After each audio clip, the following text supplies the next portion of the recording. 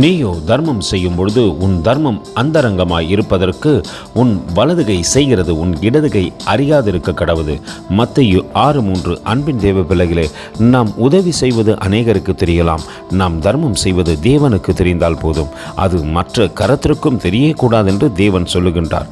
ஒரு ஏழை விதவை தன்னிடத்திலே உள்ளதை மறைமுகமாய் கொண்டு வந்து போட்டதை தேவன் பார்த்தார்.